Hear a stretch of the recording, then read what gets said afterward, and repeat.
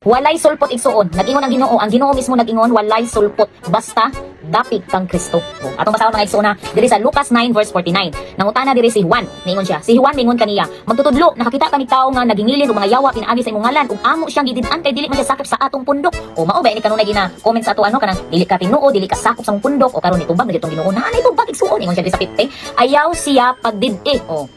Mingon si Jesus kaniya ug sa ubang mga tinun-an kay ang dili batok kaninyo dapig kaninyo. So ang Ginoo na mismo nag-ingon na dili did-an o dili badlungon o magpadayon kay tungod ang gibuhat sa mga apostoles gibuhat pud sa uban na tao. Ano ba sa uban na pundok? Kanang giingon ninyo nga sulpot. So karon basta dapig di ay sa Ginoo, basta si Jesus Christ atong isangyaw, si Jesus Christ ang atong ipaila sa kadaghanan, dili nimo na siya did-an o dili nimo badlungon ug walay sulpot. Tao ra gyud nagsultian ng sulpot. O karon ang Ginoo na gyud mismo nag-ingon ha, basta si Kristo isangyaw walay sulpot, walay piki. Ang ingon niya na mga igsuon panilngan jud sa Ginoo.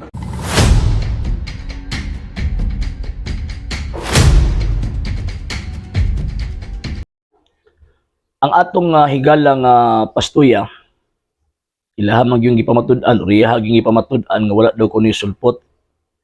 Sa tinuod lang bisan pag unsaon ninyo og pamalibad nga dili mo sulpot, ang tinuod sulpot gid mo.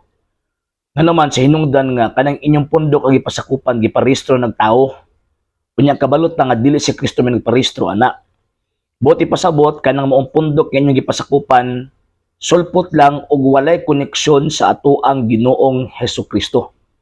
So kung walay koneksyon sa Ginoong Hesukristo, so wala siya divine authority to preach and to teach concerning the gospel of Christ. Kano man kay may particular nga mga tao gisugo ang ato ang Ginoong Hesukristo sa pagtudlo o pagwali mahitungod sa gitawag og pulong.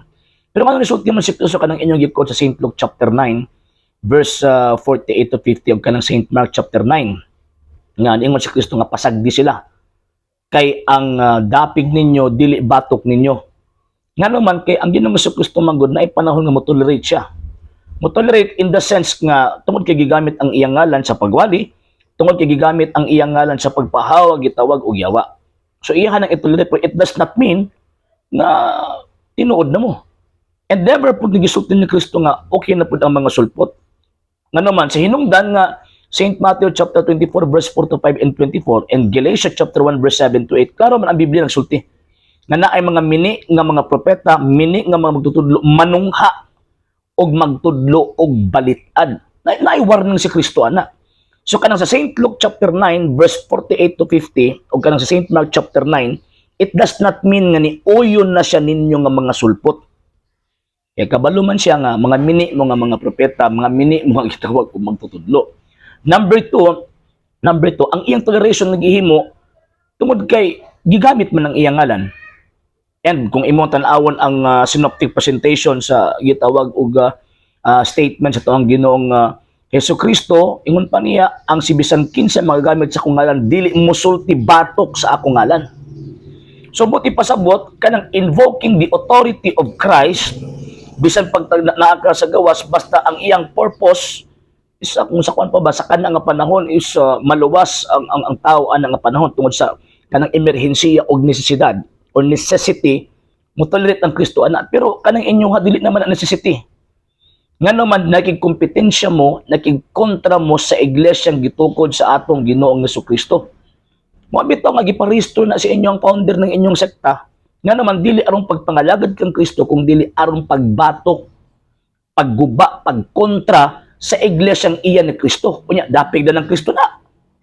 Sige dabi, kung tinuod mong dapig na gano'n si Kristo nga dili man mo kamao, mo embrace sa faith sa simbahan na gitukod ni Kristo mo ng Iglesia Katolika Apostolika Romana. Ug lain pa tanawa na gud pastuya man kani nga to ang higalang pastuya sa gitawag og born again. Tanawa na gud ang treatment nila sa inbalaang kasulatan. Tanawa ra murag basag comics. Mura bag nakichismis ba? Panitubak ang Ginoo. Mura mag nakichismis nakimarites lang ning atong higalang nga pastuya. Ingon ana ba ang treatment ninyo sa balaang kasulatan? Nga magbasang murag nagbasa lang og comics. Ingon pang San Pedro, ingon pa niya sa pagbasa sa kasulatan, gidili og walay katungod si bisan kinsa nga mo interpret sa iyang kaugalingong interpretasyon. So kana inyo kay inyo man lang kaugalingong interpretasyon. So buti pasabot mga higala og mga igsuon, pag ang atong treatment gani pulong gani sa Ginoo, ato ang tagaan og dakong pagtagad. Ini nga tong higala nga gitawag og pastuya, kung mo kay nakabasa ningon si Kristo pasagdi sila kay ang dili batok ninyo dapig ninyo. So ingon na sila nga tama namin no, wrong. Ano man kay pagwalis pulo na sa Ginoo, grasya magud unta. Adalan sa grasya. Padong tos tinuod nya okay lang unta kung nigamit mo sa pulong sa Ginoo, nihatod mo sa inyong conversion padulong sa tinuod na iglesyang lawas ni Ginoong Kristo, pero wala man. Nagbagahi man mo, na mo'y garbo.